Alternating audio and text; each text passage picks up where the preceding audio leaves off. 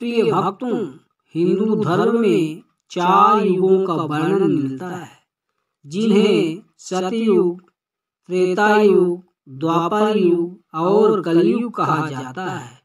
प्रत्येक युग की अवधि अलग अलग होती है और मनुष्य की अधिकतम आयु भी हर युग में भिन्न होती है।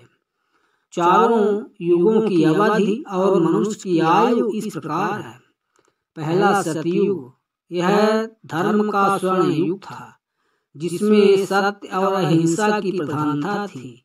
इस युग में मनुष्य की औसत आयु 1 लाख वर्ष थी। मनुष्य बिना किसी कठिनाई के ईश्वर की भक्ति करता था।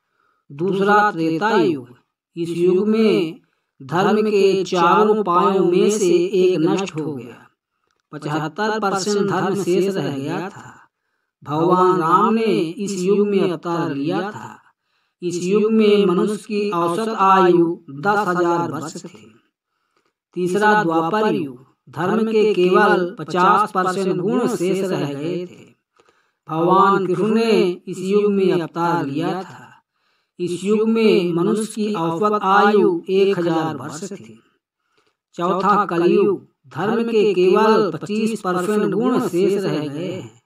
यह है पाप, अधर्म और अज्ञान का युग है। मनुष्य की अधिकतम आयु 100 वर्ष के आसपास सीमित हो गई है। एक देव वर्ष 360 मानव वर्ष के बराबर होता है। इसलिए 1200 देव वर्षों का कलयुग 4,32,000 मानव वर्षों का होता है। कलयुग का आरंभ भगवान श्री कृष्ण के पृथ्वी छोड़ने के तुरंत बाद माना जाता है।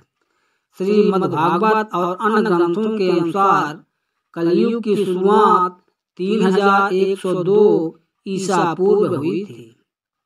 अतः 2025 तक कलयुग के 5127 वर्ष पूरे हो चुके हैं और अभी भी 4,26,873 वर्ष शेष हैं। इस युग के अंत में भगवान कल के अवतार लेंगे और पुनः सतयुग का आरंभ होगा।